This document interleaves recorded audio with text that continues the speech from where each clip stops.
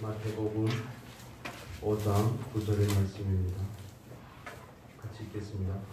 화평케 하는 자는 복이 있나니 저희가 하나님의 아들이라 일컬음을 받을 것이니요. 아멘. 오늘은 우리가 마태복음 산상수훈의 8복에서 7번째 복에 대해서 함께 나누겠습니다. 1번부터 4번까지는 하나님과의 관계에 대한 부분들이라고 말씀을 드렸습니다. 그런 다음에 5번부터 8번까지 8번째 복까지는 5번째부터 8번째까지 복은 거의 사람의 관계 가운데서 나타나는 그런 부분들에 대해서 설명을 하고 있습니다. 여기서 보면 오늘 우리가 살펴볼 이 말씀, 화평케 하는 자는 복이 있나니 할 때 여기 화평케 하는 이것도 물론 예수님의 명령이고 예수님의 성품의 결과지만 이거는 형용사로 나타나 있습니다. 즉 우리가 어떤 행동을 취하는 그 상태를 의미하는 겁니다. 화평케 하는 자라는 그 신분을 말하는 게 아니라 그 상태를 말하는 겁니다. 우리가 물론 어떤 존재가 되어야지 어떤 삶을 살고 어떤 말을 하고 어떤 행위를 가지는 것은 맞지만 여기서 말하는 것은 화평케 하는 자라는 것은 그가 지금 행하고 있는 행위를 통해 드러내고 있는 그 상태를 말하고 있습니다. 그 상태를 나타날 때 그는 어떻게 된다고요? 하나님의 아들이라 일컬음을 받는다고 말합니다. 우리가 먼저 단어에 대해서 살펴볼 필요가 있는데 신약 성경에서 화평이라는 단어는 구약 성경에 나오는 샬롬이라는 단어와 똑같은 의미를 가집니다. 신약성경에서 화평이라고도 말하기도 하고 평강이라고도 말하고 또 평안이라고도 표현을 하고 때로는 화목이라는 단어로도 사용을 합니다. 그래서 이거는 굉장히 광범위한 의미를 가지고 있는데 이것은 구약의 샬롬이라는 뜻에서 살펴보면 전쟁이 없고 평안한 상태를 말합니다. 이스라엘 사람들이 만나면 샬롬이라고 인사를 하죠. 한국에서 만나면 어떻게 인사합니까? 평안하셨습니까? 저희들 거기 가면 북한식인지는 모르겠는데 무사합니까? 이렇게 인사합니다. 일이 없었느냐 이런 말이죠. 무사, 일이 없었습니까? 그동안 오랜만에 만나면 무사하셨습니까? 일이 없었습니까? 하는 것은 그 인사 속에는 그 민족이 가지는 겪었던 삶과 역사가 그게 녹아져 있습니다. 중국에 가면 중국 분들이 뭐라고 인사하는지 압니까? 식사하셨습니까? 인사를 합니다. 평안한 그들에게 있어서 평안이고 뭐고 더 중요한 건 뭐라는 겁니까? 먹는 게 중요하다는 겁니다. 한국은 한반도는 여기저기 막 옛날부터 자꾸 치이고 전쟁을 하다 보니까 수백 번의 전쟁을 겪으면서 오랜만에 만나면 먼저 목숨이 붙어있는가 아니면 사지가 멀쩡한가 별일이 없이 지내는가 이런 게 다 인사가 되는 겁니다. 이스라엘 백성도 마찬가지죠. 아래는 애굽이 있고 위에는 아수르가 있고 동쪽으로 가면 아람이 있고 또 더 넘어가면 바벨론이 있고 그 귀퉁이에 끼어가지고 바다로 나갈 수도 없잖아요. 그쪽 바다 쪽에는 블레셋이 있고 그런 가운데서 역사 가운데서 맨날 치고받고 얻어 터지고 이런 관계 가운데서 그들에게 자리 잡은 인사가 샬롬입니다. 그래서 샬롬이라는 것은 전쟁이 없는 지극히 평안한 상태를 샬롬이라고 그럽니다. 물론 관계 가운데서 나타나는 그런 말이고 표현이죠. 그런데 예수님께서 오늘 이 말씀을 가지고 우리에게 제자들에게 말씀을 하십니다. 화평케 하는 자는 복이 있나니. 여러분 예수님께서 이 제자들에게 이 말씀을 하실 때 그때 시대적인 배경을 우리가 다 아시는 것처럼 그때는 로마 시대입니다. 여러분 로마의 평화 이런 이야기 들어보셨죠? 팍스 로마나 이렇게 이야기하는데 로마의 평화, 로마가 그때 지중해 연안의 모든 나라들을 다스리며 지중해를 정말 한국에서 우리 주화모처럼 지중해를 자기의 내해로 만들어서 사용을 하고 그렇게 지경이 넓을 때인데 로마가 평화를 굉장히 로마에서 가장 중요하게 여기는 가치가 평화입니다. 그런데 로마가 가져온 그 평화는 무력으로 쟁취한 평화죠. 로마는 새로운 나라를 침략을 해서 거기를 식민지로 만들면 그들의 모든 민족적인 풍습과 종교와 모든 걸 다 허용을 해줍니다. 반항만 하지 말라는 겁니다. 반항을 하면 처절하게 짓밟고 아예 말살을 시키는 게 로마가 유지했던 로마가 소위 대변하는 로마의 평화라는 그런 개념입니다. 그런데 예수님께서 로마가 그때 당시에는 힘으로 평화를 가져오는 그 평화에 대해서 시대적인 가치가 그런 가치관을 가지고 있었다면 예수님께서는 정반대의 가치로 말씀을 하고 있는 겁니다. 예수님의 나라, 예수님께서 오셔서 이루신 그 하나님의 나라는 힘으로 이루어지는 나라가 아니죠. 예수님께서 오시는 그 나라는 무엇으로 이루어지는 겁니까? 사랑으로 이루어지는 나라입니다. 하나님의 통치가 임하는 나라죠. 그와 좀 반대의 개념으로 이 화평이라는 부분을 설명을 하고 있습니다. 우리가 이 화평에 대해서 먼저 살펴보기 전에 화평케 한다는 것은 그 누군가의 그 사이에 끼어들어가서 삼자의 역할을 하는 것을 의미를 하는 겁니다. 우리가 중재자라고 그러죠. 하나님과 죄인 사이에 중재자가 예수가 있잖아요. 그리고 하나님과 이스라엘 백성 사이에 중보자가 누가 있습니까? 제사장이라는 존재가 있었죠. 그것과 마찬가지로 화평케 한다는 것은 갑과 을인데 그 사이에 들어가서 그 둘의 관계를 조화롭게 원래 상태로 회복하는 그런 것을 말하는 겁니다. 즉 하나님을 따르는 저와 여러분에게는 화평케 해야 되는 직분을 하나님께서 주셨다는 사실을 우리는 먼저 인지할 필요가 있습니다. 우리가 먼저 말씀을 찾아볼 텐데요. 고린도전서 14장 먼저 보겠습니다. 고린도전서 14장과 고린도전서 14장 사도 바울이 은사에 대한 부분을 설명하면서 이런 말씀을 합니다. 14장 33절입니다. 14장 33절 신약성경 280페이지 찾으셨습니까? 33절입니다. 같이 읽겠습니다. 하나님은 어지러움의 하나님이 아니시요 오직 화평의 하나님이시니라. 아멘. 하나님은 화평의 하나님이십니다. 어지러움의 하나님이 아니시고 화평의 하나님이시고 질서의 하나님이시죠. 그래서 하나님의 자녀들도 하나님의 형상을 드러낸다는 그런 의미에서 우리도 하나님의 화평을 드러내고 또 화평 현자가 되어야 되는 겁니다. 구약에서 우리가 한 구절 찾아보겠습니다. 이사야서 9장 6절입니다. 이사야서 9장 6절. 이 말씀 우리가 좀 익숙한 말씀인데 이사야서 9장 6절. 구약성경 577페이지에 있습니다. 78페이지, 77페이지 좌우에 있습니다.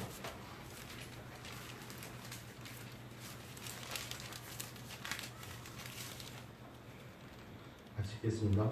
이는 한 아기가 우리에게 낳고 한 아들을 우리에게 주신 바 되었는데 그 어깨에는 정사를 메었고 그 이름은 기묘자라 모사라 전능하신 하나님이라 영존하시는 아버지라 평강의 왕이라 할 것입니다.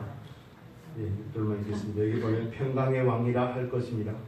하나님께서 평강의 왕이시고 화평의 하나님이시기 때문에 저와 여러분에게도 그 직분을 주신 줄로 믿습니다.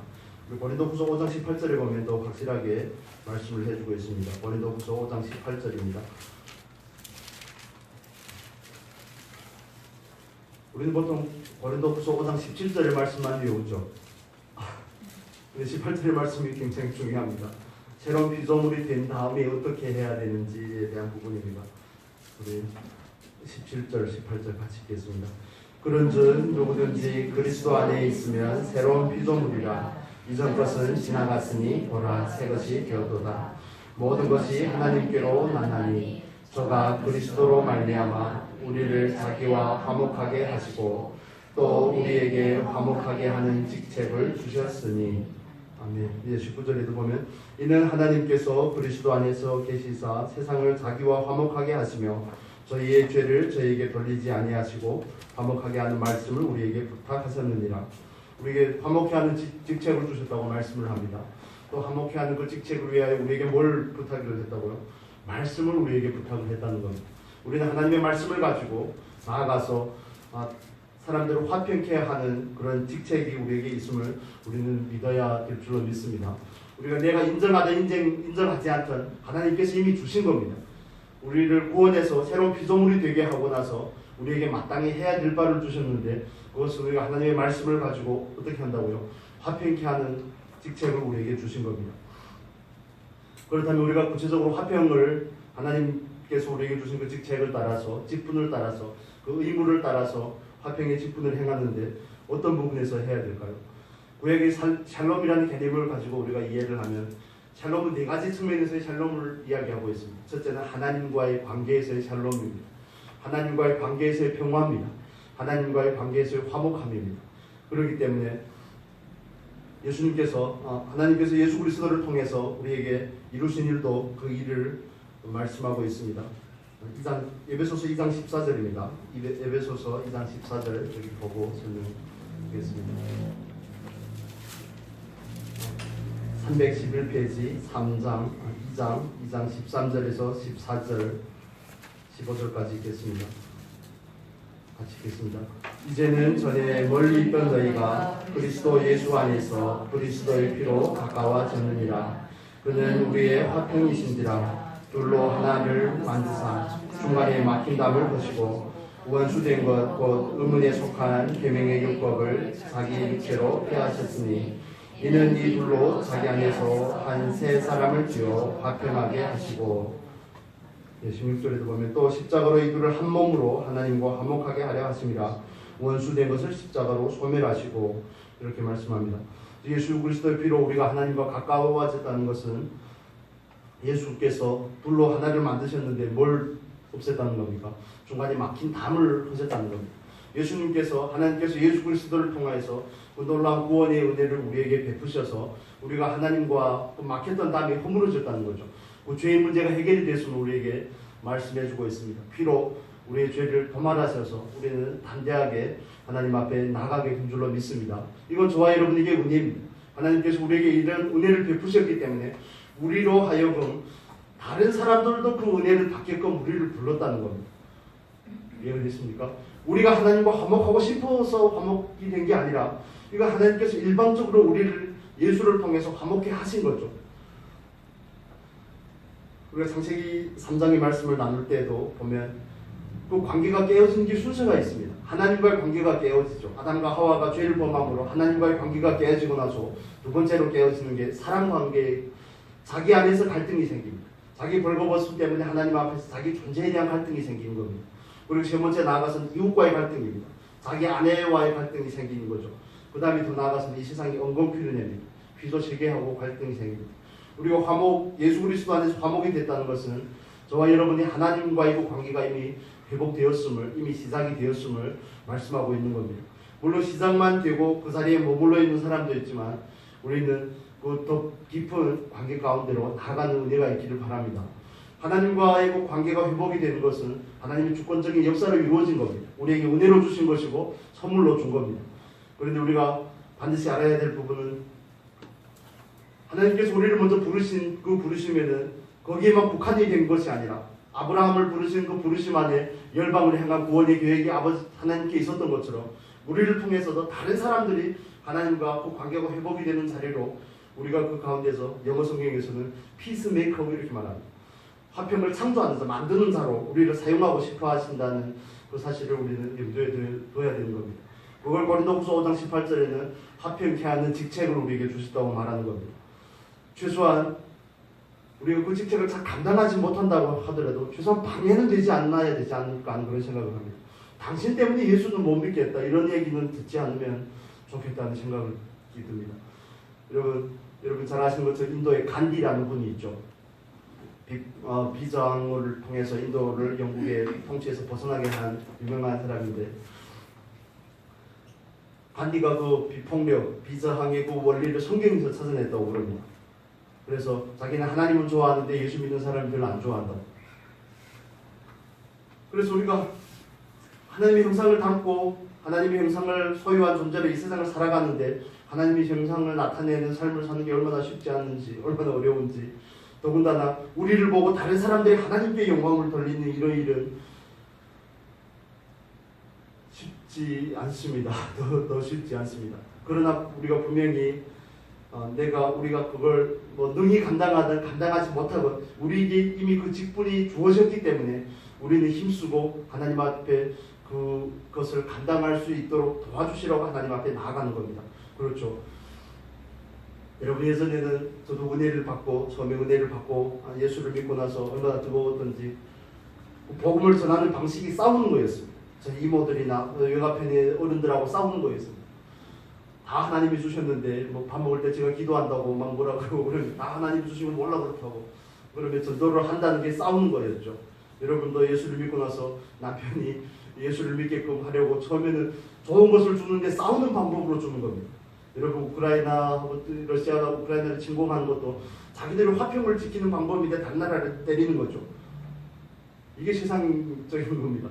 물론 우리는 예수를 알고 그 예수를 나누는 방법에 있어서 그 방법이 예전에는 잘못된 것이지만 그 일을 해야 되는 것은 변하지 않습니다. 이해가 되십니까? 그 기다림으로, 인내로, 기도로, 중보로, 사랑으로 그 형태가 바뀐 거지 그 일을 해야 되는 목적은 절대 바뀐 게 아닙니다. 우리를 통해 다른 사람들이 하나님과 관계가 회복이 되는 우리가 그런 귀한 통로로 쓰임을 받을 수 있기를 바랍니다. 우리는 예전에는 그 방법이 잘못됐기 때문에 오히려 남편을 예수와 라이벌로 만든 거죠.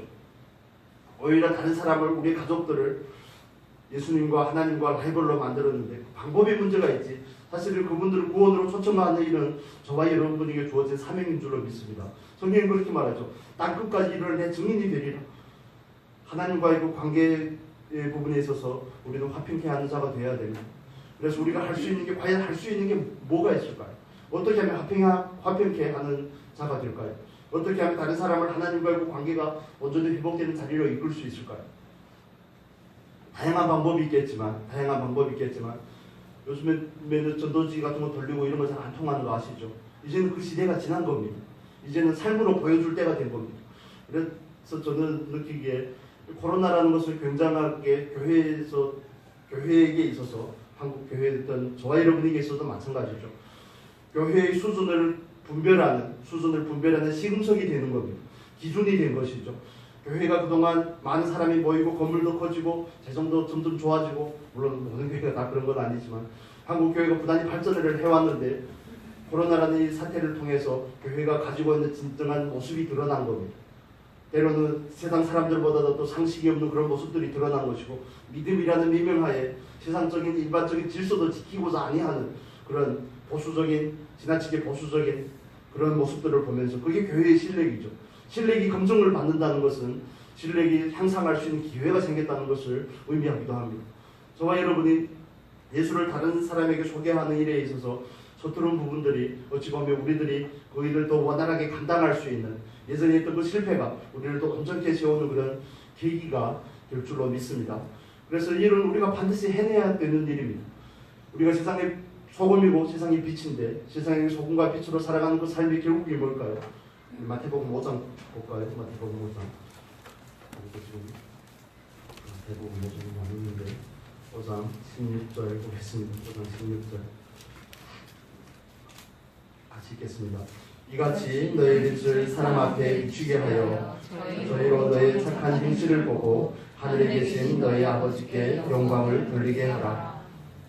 성경에서는 물론 다니면서 복음을 전파하라는 이야기도 하지만 예수님께서 더 직설적으로 하시는 이야기는 너의 착한 행실을 보고 다른 사람이 우리의 착한 행실을 보고 초대교회 때는 이 일이 가능했습니다. 안디옥 교회에서 예수를 따르는 사람들이 나사렛 예수를 추종하는 사람들이 그리스도인이라고 다른 사람들에게 불림을 받은 겁니다. 나는 그리스도인이야 이렇게 그들이 먼저 이야기한 것이 아니라 저 무리는 그리스도인이야. 저 사람들은 그리스도인이야. 이방 사람들이 먼저 부른 거죠. 예수님께서 마태복음 5장 16절에서 하신 이 말씀이 현시가 이루어진 거죠. 말씀이 그들의 삶 가운데서 보여진 겁니다. 다른 사람들이 우리의 모습을 보고 하나님께 영광을 돌리는 그 삶이 저 여러분의 삶이 될 수 있기를 축복합니다. 이거 얼마나 놀랍고 얼마나 위대하고 얼마나 자부심과 긍지가 넘치는 삶인지 이게 전체의 의미와 목적이 아니겠습니까? 그런데 이 말씀을 대할 때마다 저도 스스로 한없이 부끄러워서 요즘에 쥐구멍이 하도 없으니까 들어가고 싶어도 다행입니다만 얼마나 부끄러운지 때로는 내가 예수를 믿은 시간이 짬밥이 얼마나 얘기지 이런 모습으로 나타나다니 참 어이없는 모습들이 보이지만 그래도 어제보다 조금 좋아지는 것에 우리는 감사함으로 달려가야 될 줄로 믿습니다. 우리가 그 직책을 감당하기 위해서 부름을 받았기 때문에 그렇습니다. 전도하는 것 중요합니다. 다른 사람에게 예수를 소개하는 것 중요합니다. 그 방법이 어떤 방법인지는 그때 다르고 사람에 따라 다르고 어떤 사람에게는 담대하게 선포를 해야 되겠지만 어떤 사람에게는 권면이 필요할 것이고 어떤 사람에게는 정말 그리스도의 사랑으로 다가가야 될 것이고 다양한 방법이나 행태의 문제지 궁극적인 그 직분에 있어서는 변함이 없습니다. 여러분 우리가 그것 때문에 하나님 앞에 나와 더 지혜를 구하고 은혜를 구하는 우리가 될 수 있기를 바랍니다. 정말 적재적소에 성령의 인도하심을 따라서 그 일을 우리가 감당하기에 조금 더 부족함이 없으면 좋겠습니다. 그래서 첫째는 하나님과의 관계에서 우리는 화평케 하는 자가 되어야 됩니다. 다른 사람, 우리가 물론 하나님과 먼저 화평케 하는 은혜를 입었기 때문에 다른 사람들도 화평으로 초대하는 겁니다. 두 번째는 나 자신과의 화평입니다. 나 자신과. 나와 내가 화평해야 됩니다. 나와 내가 화목해야 됩니다. 이 이야기가 하나님께서 아담을 만드시고 나서 아담이 하나님의 말씀 가운데 순종하면서 살아갈 때는 그게 가능했습니다. 그러나 말씀을 어기고 나서는 자기의 존재에 대한 회의가 드는 겁니다. 여러분, 우리가 구원을 받고 나서 예수를 믿는 사람 마음 가운데 왜 그렇게 갈등이 많을까요? 두 사하가 있기 때문에 그렇죠. 옛사람과 새사람이 있기 때문에 그렇습니다. 물론 옛사람은 그리스도와 함께 십자가에 못 박혀 죽었지만 그 흔적이 남아있기 때문에 그 죄의 본성이 아직도 존재하기 때문에 그게 우리 안에서 계속 갈등을 일으키는 것이죠. 그리고 우리 안에 평안을 앗아가는 겁니다. 우리 안에 있는 그 화목과 전쟁이 없는 그 평안한 샬롬의 상태를 빼앗아가는 겁니다. 그래서 저와 여러분은 스스로에게 나와 내가 정말 화평한 사람이 될 수 있으면 좋겠습니다. 나와 나의 화평을 위해서 우리는 뭘 해야 될까? 하나님의 말씀에 순종을 해야 됩니다. 하나님 말씀에 순종을 한다는 것은 내 옛사람을 거절해야 되는 걸 의미하는 겁니다. 내 안에 평안하지 않은 것은 각자가 원하는 게 다르기 때문에 그렇습니다. 육체의 소욕을 따라서 얘기하고 내 안에 있는 성령은 우리에게 부단한 하나님의 소욕을 넣어주는데 이것이 갈등이 생기기 때문에 그렇습니다. 그러나 군대와 같이 된다면 지휘고하를 나이를 막론하고 오참 앞에서 그냥 열중 쉬어다면 바로 말을 듣는다면 이런 일이 없겠죠. 하나님 창조의 원래 지술대로 회복한다면 내 영이 내 안에 있는 성령이 충만해서 내 육체를 바로 제어할 수 있다면 다스리고 주관하고 통치할 수 있다면 이런 상태가 없겠죠. 우리는 우리 스스로와 화목한 사람이 되어야 되는 것입니다. 이건 너무 그리스도인에게서 너무너무 중요합니다. 다른 사람을 하나님께로 이끌어서 그 관계를 화평케 하는 것도 중요하지만 내 안이 아랫장처럼 되면 내 안에 아랫장이나 웃장처럼 되면 안 되는 겁니다. 자기도 감당이 안 되는데 어떻게 다른 사람을 감당하겠습니까?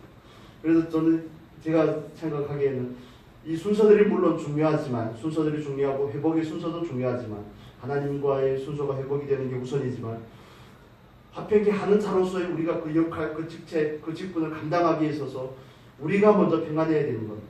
그래서 복음의 평안의 신을 신고 그 두 가지 의미가 있죠. 그 복음을 다른 사람에게 전해야 되는 복음의 전달자로서의 평안한 마음도 있지만 자기 안에 그 여유가 있어야 되는 겁니다. 하나님으로 인한 여유, 하나님의 말씀에 순종하는 그런 은혜가 저와 여러분에게 있어야 되는 겁니다. 나도 순종을 못하는데 다른 사람에게 순종하라고 말하는 건 좀 어불성설인 경우가 있습니다. 그러나 저는 얘기를 해야 됩니다. 제가 순종을 못한다고 얘기를 안 하면 안 되겠죠. 순종 못하는 건 순종 못하는 거지만 이야기를 할 거는 해야 되는 부분들이 늘 갈등이죠. 늘 마음의 갈등입니다. 처음에 말씀을 배우면서 들었던 생각이 그때는 영광에 있는 그 교회를 섬길 때인데 교육전도 자꾸 뭘 안다고 학부 2학년, 학부 3학년이네요. 학부 3학년 29살. 그런데 주말마다 가면 설교를 얼마나 많이 시키는지 토요일 새벽 시키고 주일 새벽 시키고 토요일 저녁에 청년회 시키고 주일 오전에 아동부 시키고 주일 오후 예배 주말마다 5번씩 설교를 해야 되는 거예요.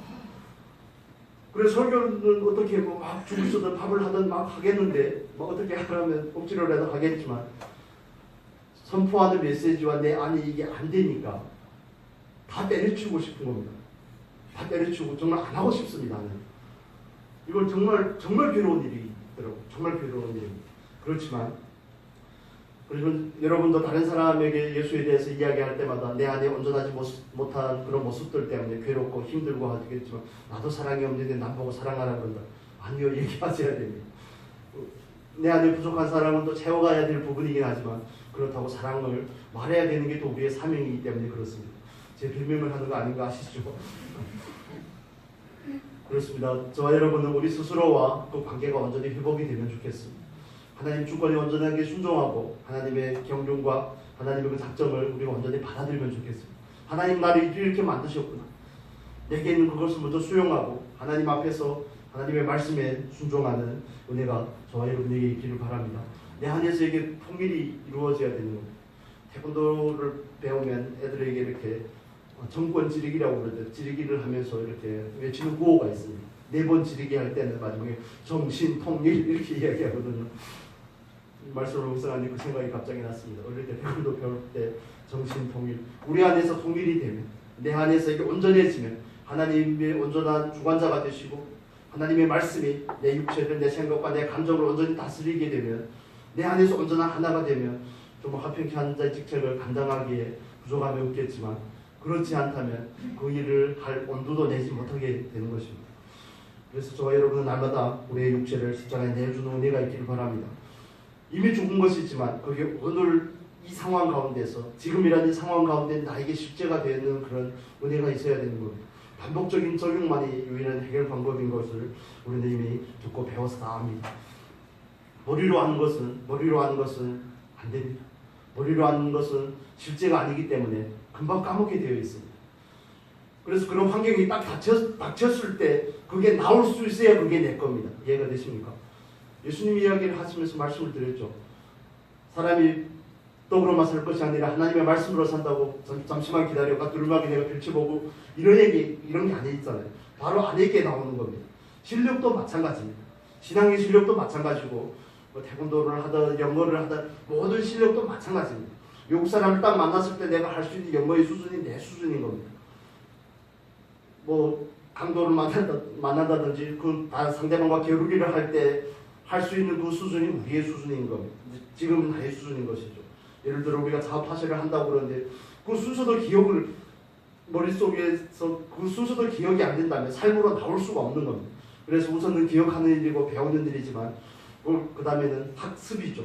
반복적으로 익히는 일입니다. 어떤 일을 딱 당할 때 이걸 내 문제로 받는 거 쉽지 않다는 거 다 아시잖아요. 내 문제로 잘 안 받아지거든요. 운전하는 하고 가는데 갑자기 사인도 없이 그냥 막 뛰어들어요. 내 문제로 잘 안 받아지더라고요. 저번에 여수에서 김원조 목사님하고 이 목사님하고 이렇게 어디 식사를 하는데 어떤 할아버지가 반대 방향으로 오는 거예요. 차선이 2차선이 이렇게 우리는 이쪽으로 가고 있는데 그 할아버지는 반대 차선에서 이렇게 와야 되잖아요. 화단 가운데 사이에 두고 우리가 이렇게 맞서 오는 겁니다. 그리고 우리 너무 놀래가지고 그것도 속도가 또 빨리 와가지고 잘 피해서 이 목사님 운전을 잘해서 부딪히진 않았지만 그래 그 할아버지한테 왜 그렇게 오시냐 그러니까 오른손에 쪽에 바로 농협이 있는데 거기로 들어가 저쪽으로 가면 많이 돌아야 된다는 거예요. 그래 차도 안 오고 해서 여기를 바로 꺾어서 들어가려고 그러는데 당신들이 왔다는 거죠. 우리가 마침 왔다고. 그러니까 갑자기 그런 일을 당하니까 내 문제를 잘 안 받아들여요. 저 할아버지가 시퍼런 해놔서 왜 이런 일을 저녁이면 또 모르겠지만 내 문제를 잘 안 받아지더라고요. 왜 이런 분들 계실까? 아이고 하나님이 또 이 일을 통해서 우리를 어떻게 변화시키려고 이렇게 잘 안 받아지는 겁니다. 그분을 향해서 사랑이 나가고 자비가 나가고 이해가 나가고 이런 것보다도 저분이 오늘 약주 한잔 하세요 이런 생각이 먼저 나가는 겁니다. 참 그렇죠. 그러면서 아이고 이게 우리의 모습이구나. 제 모습이구나 하는 그런 생각이 뭐 저는 감추고 얘기는 안 했지만 안에서 꿈틀거리는 건 어쩔 수 없더라고요. 그래서 두 분이 다 얘기해 주셔서 저는 얘기는 안 했습니다. 그런 것입니다. 그래서 저와 여러분은 우리 스스로 안에서 온전한 질서를 가지기를 힘쓰시기를 바랍니다. 내 안에서 정말 우리가 더 성장하고 더 온전해져서 내 안에서 하나님의 말씀을 받아서 그 말씀대로 순종하고자 하면 순종이 되는 그 자리까지 우리는 성장해야 되고 훈련해야 되고 우리 육체를 날마다 거절하는 그런 은혜가 있기를 바랍니다. 이걸 단순하게 지식으로 알면 아무 의미도 없습니다. 나도 안 하는데 나도 스스로도 자아에 대한 처리의 문제를 다루지 않는데 맨날 남에게다 적용을 하다 보면 알게 모르게 우리는 바리새인이 되어갑니다. 바리새인들은 분리주의자입니다. 분리된 사람들입니다. 그 사람들은 그 히스모니안 왕조라고 그러죠. 이스라엘 백성들이 잠깐 통일이 되어서 나라가 되었을 때가 있는데 그때는 제사장이고 왕이고 막 뒤죽박죽이 된 그런 상황 가운데서 우리는 하나님을 향한 신실한 신앙을 지키겠습니다 하면서 분리해 나온 사람들이 바리새인들입니다. 거기에서 또 정도가 더 심한 사람들은 광야로 갔던 에세네파라고 그러죠. 그런 사람들이고 바리새인들이 처음에 출신이 엄청 경건한 거였어요.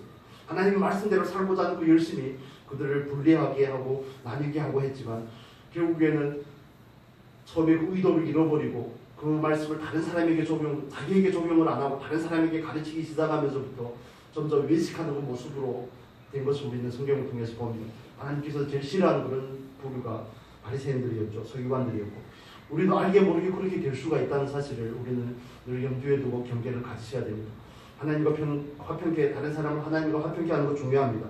그렇지만 저와 여러분이 이미 은혜 받은 자라서 내 안에서 나 자신과 내 안에서 새 자아가, 새 사람이 우리의 옛사람을 온전히 다스릴 수 있는 그 자리까지, 내 안에서 온전하게 화평이 이루어지기까지, 평안이 있고 질서가 이루어지기까지 우리가 힘써 달려가는 은혜가 있기를 바랍니다. 그 다음에 우리는 더 나아가서 이웃과 화평한 사람이 되어야 됩니다. 5장 24절 보겠습니다. 5장 24절. 예물을 제단 앞에, 마태복음 5장 24절입니다. 예물을 제단 앞에 두고 먼저 가서 형제와 화목하고 그 후에 와서 예물을 드리라. 23절에 이렇게 나오죠. 예물을 제단에 드리다가 거기서 내 형제에게 원망 들을 만한 일이 있는 줄 생각나거든. 하나님 앞에 제사 드리는 거 중요합니다. 예배하는 거 중요하죠. 그런데 하나님께서는 그 관계가 화목한 것보다 그걸 더 중요하게 여기지 않는다는 데 문제가 있습니다. 삼위일체 하나님께서는 사랑 안에서 화목한 관계 가운데 있었습니다. 하나님께서는 그 화목한 그 관계가 예수님께서 요한복음 17장에서 기도하는 그 대제사장적인 기도에도 마찬가지죠. 우리가 하나님 안에서 하나가 된 것처럼 저들도 하나가 되게 하여 주십시오. 예수님의 기도가 그걸 의미하는 겁니다. 하나가 된 상태가 화목한 상태고 화평한 상태에 있는 것입니다. 그런데 그 대상이 하나님에서 또 나 자신에서 이제는 이웃을 향해서 확장되기를 원합니다. 이스라엘의 제사 가운데 제사의 종류의 5가지가 있습니다. 5가지 제사 가운데 화목제가 있습니다. 화목제.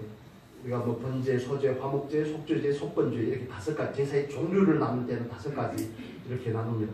방법에는 뭐 거제, 번제, 화제 이렇게, 그 다음에 전제 이렇게 4가지로 또 나뉘지만 거기 화목제라는 그 제사에 보면 다른 제사들은 온전히 드리고 번제 같은 경우는 온전히 다 태우는데 화목제는 뒷다리나 좋은 가슴 쪽에 좋은 고기를 제사장에게 주고 그 나머지는 다 같이 먹게 되어 있습니다. 이해가 되십니까? 소를 한 마리를 잡았는데 우리가 다 같이 먹어야 되는 겁니다. 예를 들면 제가 예를 들어 제사를 드렸다 칩시다.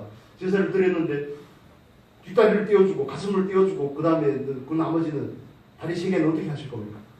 제가 아무리 소고기를 좋아해도 다 먹을 수 있습니까? 이거 불가능한 상황이거든요. 그 가족이 아무리 식구가 많아도 그게 해결이 안 된단 말입니다. 소고기가 너무 비싸니까 그게 아무리 좋아해도 다 먹을 수 있는 양이 아닙니다. 그래서 하나님께서도 또 얼마나 지혜로우신 분이십니까? 유예기간을 주는데 이틀 동안에 다 먹으라고 그렇게 얘기하는 겁니다. 소를 한 마리 잡으면 최소한 고기가 몇백 킬로가 나올 건데 그걸 이틀 동안에 다 먹어야 되는데 그러면 내가 좋아하는 사람들, 나하고 관계가 좋은 사람들만 같이 먹으면 다 먹을 수 있을까요? 못 먹는 겁니다. 내가 미워하는 그분까지 초청을 해서 원하든 원하지 않든 다 나눠줘야 되는 게 화목제를 통해서 하나님께서 가르치고자 하는 겁니다. 그런데 세 번째 날이 되면 남은 고기를 다 태우라고 말합니다. 다 태우고. 세 번째 날이 돼도 그걸 아직 나눠주지 않고 자기가 먹고 있다가는 그 제사 자체를 하나님께서 받지 않으신다고 그렇게 말씀을 합니다. 여러분, 하나님께서 우리와 화평한 그 궁극적인 화평은 다른 사람을 향해서 나아가야 되는 겁니다. 이웃을 향해서 그 화평이 나아가야 됩니다. 우리와 관계를 회복하는 것도 중요하지만 그분들이 하나님과 또 관계를 회복할 수 있는 그 자리까지 우리가 나아가서 화평케 하는 자가 되어야 될 줄로 믿습니다. 하나님 우리를 통해서 열방을 얻기를 원하십니다. 하나님께서 예배하신 그 영혼들을 얻기를 원하십니다. 그래서 저와 여러분은 그 일에 더 이미 부르심을 받았고 그 직책을 부여받았기 때문에 더욱더 열심을 낼 수 있기를 바랍니다.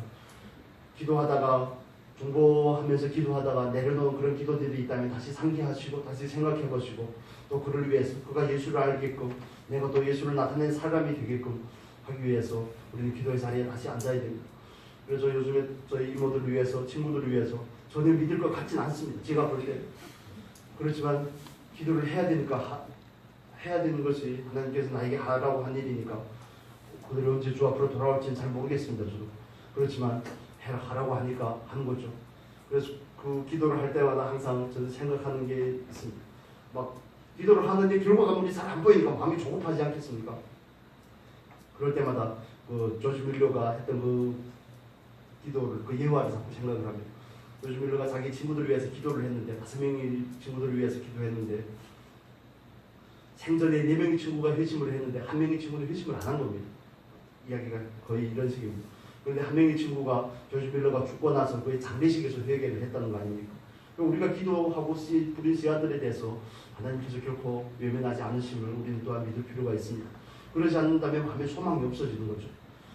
여러분 마음에 생각하고 있는 분들이 계실 줄로 압니다. 그분들을 위해서 우리는 더 힘있게 하나님 앞에 나아가서 기도해야 될 줄로 믿습니다. 나에게 주셨던 그 은혜를 그분에게도 주시라고. 우리가 뭐 다른 사람보다 특이하고 잘나서 하나님을 알게 된 거 아니지 않습니까? 하나님께서 찾아오셨기 때문에 되는 거죠. 그렇다면 그분에게도 하나님께서 찾아가시면 될까요? 안 될까요? 근데 왜 그렇게 찾아가시는지 잘 모르겠어요. 언능 좀 하시지. 하나님께서 찾아가시면 됩니다. 하나님께서 찾아가시면 그 폭도 같은 바울도 뒤집어져가지고 사울도 바울이 됐다고 그러는데 같은 이름입니다. 아시죠? 사울이 바울이 되는 그런 역사가 있는 것처럼 그들에게도 하나님께서 찾아가셔서 만나시면 놀라운 은혜가 그들에게도 임할 줄로 믿습니다. 그런데 우리는 그 화평케 함을 위해서 우리가 하나님 앞에 대가를 치러야 된다는 거죠. 하나님께서 우리와 화평을 이루기 위해서 예수라는 대가를 치렀던 것처럼 우리도 대가를 치러야 되는 겁니다. 그 대가가 때로는 우리의 기도가 될 수 있겠죠. 때로는 우리가 우리 안에 있는 그런 울분과 우리들의 육체를 제어하는 그런 부분들이 될 수 있습니다. 마지막으로는 우리는 하나님께서 만드신 이 피조 세계와 온전한 화평을 이루는 자가 되어야 됩니다. 제가 성향 때문에 그런지는 잘 모르겠지만 여러 가지 측면에서 막 낭비하는 거 보면 기분이 별로 안 좋습니다. 낭비하는 거 보면 화가 납니다. 친구들하고 가끔씩 이렇게 예전에 만나고 그러면 낭비가 몸에 밴 친구들이 있어요. 그러면 화가 납니다. 정말 예수 믿고 나서 그게 하나님께서 만드신 창조의 섭리를 따라 그게 맞다는 생각을 했지만 성향 때문인 부분이 많겠죠. 우리가 하나님께서 우리에게 주신 은혜를 따라 이 피조세계와 화평을 이룬다는 것은 정직의 의무를 감당하는 겁니다. 돈 있다고 펑펑 쓰는 거 아니죠. 물과 전기를 쓸 수 있다고 펑펑 쓰는 게 아닙니다. 그래서 저는 마음에 서운하게는 우리 애들 한번 인도를 한번 데리고 가봤으면 좋겠습니다. 가장 가난한 나라를 한번 경험을 해야지 내가 정말 나군에 살고 있구나 하는 것을 여러분 정말 몸소 느끼게 되실 겁니다. 북한에 한번 가든지 그러면 정말 내가 사는 곳은 천국이구나 하는 생각이 들 겁니다. 저희들이 이렇게 고향에 가면 그 강을 건너서 볼 수 있거든요. 근데 그 강이 좁은데 강폭이 좁은 데는 저도 몰래 한번 갔다 왔지만 강폭이 좁은 데는 한 이 정도까지밖에 안 옵니다. 한 옆구리 정도 오는데 강폭이 한 몇십 미터 정도밖에 안 됩니다. 물이 줄었을 때. 그런데 보면 그들의 삶이 다 보이죠. 망원경 같은 걸로도 보고 하면 그건 이런 말로 형용할 수가 없습니다. 집들이며 그 상황이며 산에는 나무가 없고 새들도 없고 짐승들도 없고 그래서 창세기 그 말씀이 그대로인 겁니다. 하나님과 관계가 깨어지니까 이 피조세계가 고통을 느끼는 겁니다. 그 사람들 때문에 먹을 게 하도 없고 그러니까 짐승들 잡아먹고 그러지 않겠습니까? 산에는 또 나무도 없고 땔감이 없으니까 석탄을 캐내면 나라에서 다 가져가니까 그런 부분들을 보면 참 안타까운 부분들이 있습니다. 그래서 이게 궁극적으로는 하나님과의 관계의 질서가 먼저 회복이 돼야지 차근차근 회복이 되는 부분입니다. 그래서 저와 여러분이 그리스도인이 되었다는 것은 이 세상과 온전한 화평을 누리는 겁니다. 관리자로 정직의 의무를 감당하는 겁니다. 그래서 여러분 구체적인 실천 가운데서 물이라든지 일회용 그런 부분 사용하는 그런 부분에 있어서 우리가 적당하게 절제하고 하나님께서 우리에게 주신 피조세계를 좀 사랑하는 마음을 가지고 이 안에 온전한 평화를 이룰 수 있는 저와 여러분이 복된 삶이 될 수 있기를 예수님 이름으로 축복합니다. 거룩하신 아버지, 우리를 화평케 하는 자로 부르시는 귀하신 은혜 감사합니다. 아버지, 이 시간에 우리가 주께서 우리에게 주신 말씀을 붙잡고 기도할 때 우리가 하나님과 더욱 화평하고 평안한 관계 가운데 화목한 관계 가운데 거할 수 있도록 그 관계 가운데 자라갈 수 있도록 인도하여 주시옵소서. 우리 안에서 온전한 평안이 이루어질 수 있도록 아버지, 우리 안에서 성령의 소욕을 따라 우리가 순종하고 살 때마다 순종이 되어지는 은혜가 있게 하여 주시옵소서. 아버지, 우리에게 성령의 충만함을 허락하여 주시고 우리를 통하여서 이웃에게 하나님의 영광이 드러나는 귀한 은혜가 있게 하여 주시옵소서. 아버지, 우리가 이 피조세계를 대할 때마다 또 청지기로서 정말 검소하게 하나님의 사랑 안에서 하나님 온전한 누림을 가지고 사용하지만 또 아끼면서 이웃을 바라보는 귀한 은혜가 있게 하여 주시옵소서. 이 시간도 함께 하심을 감사하며 오늘도 우리가 하나님의 아들로 나타나기를 소원하며 예수 그리스도의 이름으로 기도합니다. 함께 기도하겠습니다.